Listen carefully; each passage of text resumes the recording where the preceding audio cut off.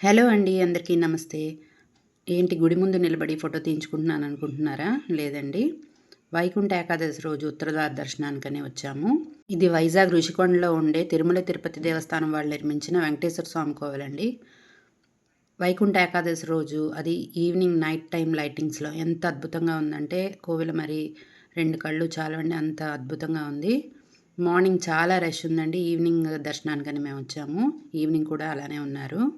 ప్రతి సంవత్సరము వైకుంఠ ఏకాదశి రోజు ఈ ఉత్తరద్వార దర్శనానికి వచ్చి దర్శనం చేసుకొని వెళ్ళిపోతామండి. కానీ అసలు ఉత్తరద్వార దర్శనం చేసుకుంటే ఏమవుతుంది, అసలు ఎందుకు చేసుకోవాలన్న విషయం ఏంటనేది తెలుసుకుందాం ఇప్పుడు. పూర్వకాలంలో రాక్షసుల బాధలు పడలేక దేవతలందరూ కలిసి వైకుంఠానికి వెళ్ళి ఉత్తరద్వారం గుండా విష్ణుమూర్తిని దర్శించి వారి గోడును వెల్లడించుకుంటారు. అప్పుడు విష్ణుమూర్తి వారిని అనుగ్రహించి రాక్షస పీడ నుండి వారికి విముక్తిని కలగజేస్తారు. అందుకే వైకుంఠ ఏకాదశి రోజు ఉత్తరద్వారం గుండా మనం దర్శనం చేసుకుంటే సకల పాపాలు దోషాలు పోతాయి. ఎటువంటి సమస్యలకైనా పరిష్కారం లభిస్తుంది. మనం మోక్షాన్ని పొందుతాము.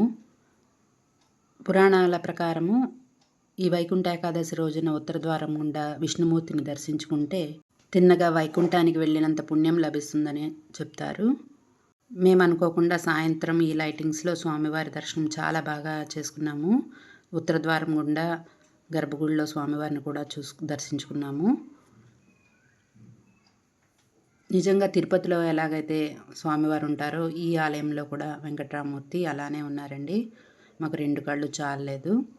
నిజంగా తిరుపతిలో వెంకటేశ్వర స్వామి ఎలాగైతే ఉన్నారో అదే విధంగా మనకి ఇక్కడ దర్శనం ఇస్తారు. దర్శనం చేసుకుని బయటకు వచ్చాక మాకు ఇక్కడ ప్రసాదాలు కూడా ఇచ్చారు. ప్రసాదాలన్నీ స్వీకరించి ఫొటోస్ అన్నీ తీయించుకున్నాము. చూడండి డెకరేషన్ ఎంత బాగా చేశారో. గుడి మొత్తం పువ్వులతో అలంకరించి లైటింగ్స్ పెట్టారు. మార్నింగ్ వచ్చుంటే మాకు ఈ లైటింగ్స్ అవి కనిపించేవి కావు. ప్రసాదాలు కూడా ప్రతి ఒక్కరికి ఇస్తున్నారండి. చక్కగా ప్రసాదం తీసుకుని బయటకు వచ్చి తిన్నాము. ఇక్కడ తిరుపతి లడ్డు కూడా అమ్ముతున్నారండి. తిరుపతి నుంచి వస్తుందటండి ఇక్కడ లడ్డు కూడా. స్వామివారి దర్శనం మాకు చాలా బాగా అయింది. ఆంజనేయ స్వామి అలాగే ఇక్కడ గోవిందనామాలు కూడా పెడుతున్నారు. ప్రతి ఒక్కరు గోవిందనామాలు పెట్టుకొని ఈ ఆలయం దగ్గర చాలామంది ఫోటోలు తీయించుకుంటున్నారండి. అంత వైభవంగా ఉంది ఈ ఆలయము.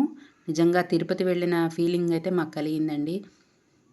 తిరుపతి 7 కొండలు ఎక్కి మనం వెళ్ళలేం, కానీ ఇక్కడ మన వైజాగ్లో ఉండే తిరుమల తిరుపతి దేవస్థానం వాళ్ళు నిర్మించిన వెంకటేశ్వర స్వామి ఆలయానికి అయితే తప్పకుండా దర్శించుకోండి.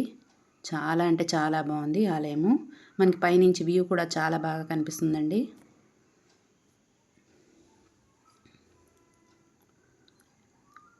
వ్యూ పాయింట్ చూడండి బయటకు వచ్చాక ఎంత బాగుందో. ఋషికొండ ఈ లైటింగ్స్లోని మనకి మెట్లెక్కే మార్గం కూడా మనకి కనిపిస్తుంది.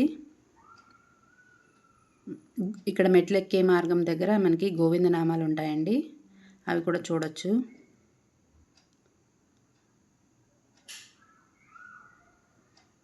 గోవిందనామాలకి లైటింగ్స్ పెట్టలేదు, పెట్టుంటే చాలా బాగుంటుంది. ఇక్కడ కూడా వ్యూ ఇవన్నీ చూసుకొని మేము ఫొటోస్ అవి తీయించుకున్నాము. వైజాగ్ వచ్చినట్లయితే తప్పకుండా ఈ ఆలయాన్ని అయితే విజిట్ చేయండి. తిరుపతిలో ఏ విధంగా జరుగుతుందో ఇక్కడ కూడా సుప్రభాత సేవ, అభిషేకము, తోమాల సేవ అన్నీ 8:30 వరకు అవుతాయండి. మార్నింగ్ 9:30 నుంచి మనకు దర్శనానికి వదులుతారు.